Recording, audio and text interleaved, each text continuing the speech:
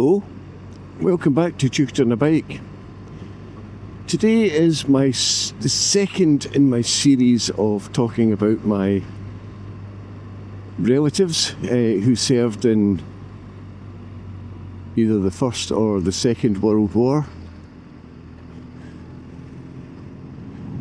My first video was about my Uncle Bob, which was yesterday. It should be if I get my timings right. And this one is going to be about my Uncle Willie. Now, Willie, whose full name is William McLean. And my Uncle Willie was a farmer when I knew him. He's actually, again, my great uncle rather than my natural uncle. I don't know what you call it, but anyway, he's my mum's uncle. He's dead now. He's been dead a long time. And Willie was a farmer, as I said, while I knew him, and he was a lot older than my aunt when they got married. They had 2 children, one of whom died as a teenager. He had polio, so he died very young. But Uncle Willie was an interesting character.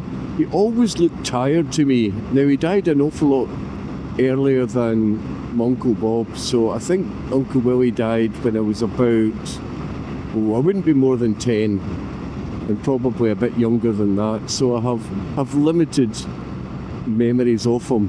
But what I do have is that he always looked tired.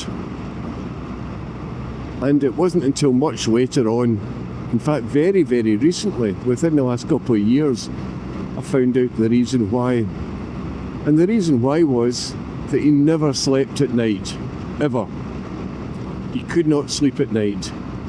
So what he would do as a farmer, of course, he was very busy, and he would get up and he would be doing his milking and doing whatever's needed around the farm, go back for his breakfast, he would have a nap, and then go out and do a bit more, come back, have another nap, go out, do a bit more, and that carried on all day because he couldn't sleep at night. And I'm going to slow down because you're not going to hear a thing if I carry on at this speed. There we are. So the reason he didn't sleep at night was as a result of his activities, if you like, through the First World War. So Willie was in the HLI, the Highland Light Infantry, and saw service in a number of theatres in the First World War, but the one that affected him most deeply was Gallipoli. He was one of the various regiments that fought at Gallipoli, fighting the Turks. And I think it's famous for the Anzacs, the sort of Australian and New Zealand forces that fought there. In fact, there's a guy called Eric Bogle, one of whose songs I'm going to play at the end of the series. Eric Bogle wrote a song about commemorating the Anzacs in Gallipoli, called "And the Band Played Waltzing Matilda." However, there were British, French and, as I said, Australians and New Zealand forces there.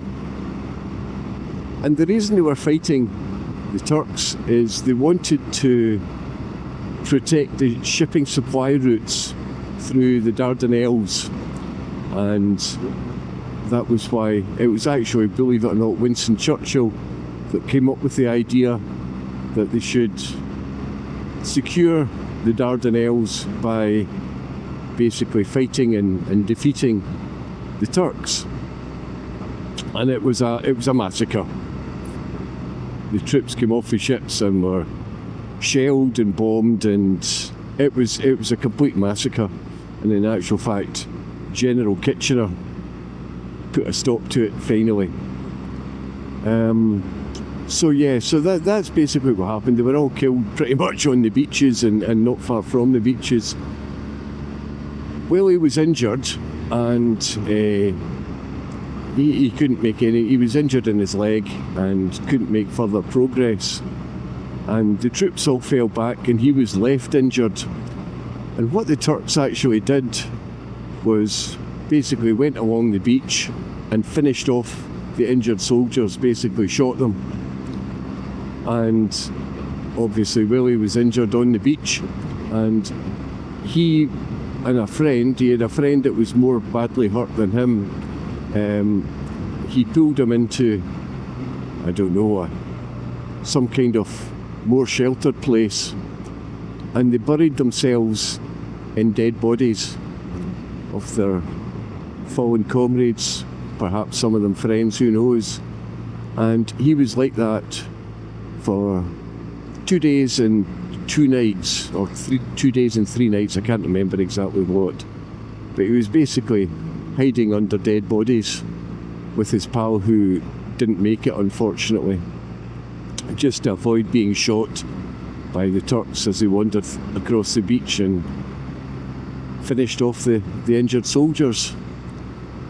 They then kind of had a slightly informal ceasefire where the Turks allowed the British to come back and dispose of their dead, and at that stage Willie was rescued.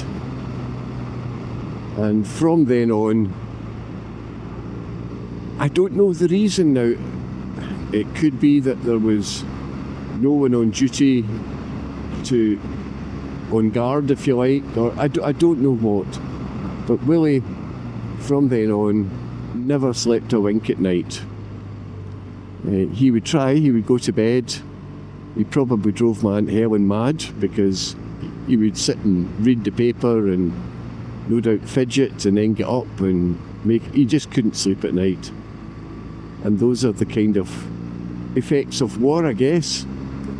So I do remember him a bit. He was fine. He was a nice fella. He encouraged us to join in things that he was doing round about the farm. My grandfather was also a farmer in sort of one farm over, and so they used to share quite a lot of the workload, share quite a lot of machinery that they had, and so we were there quite a lot. But as I said, he just looked tired all the time. So quite an experience I've had to go through, and unimaginable to most of us, thankfully. But it had its mental effect on him. Post-traumatic stress, or call it what you will, basically shell shock, or there's all sorts of names for it, but basically he was mentally damaged as a result of what he was exposed to during the war and for the rest of his life.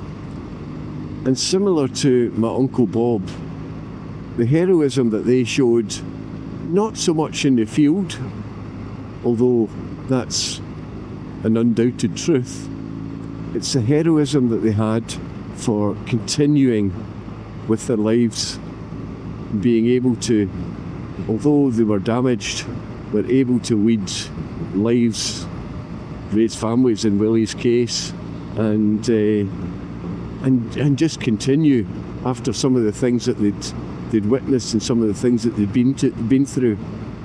That's the mark, really, for me, of true heroism.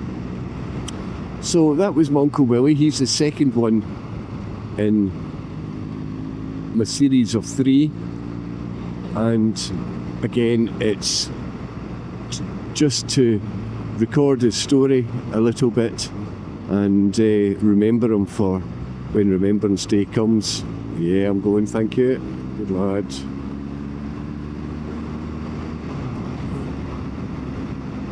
So tomorrow is going to be my Uncle Alec, and he didn't fight in the First World War. He was an airman in the Second World War. So he's going to be the next one that I'll tell you about in tomorrow's video. And in the meantime, thanks very much for watching and listening to this, and I'll catch you on the next one.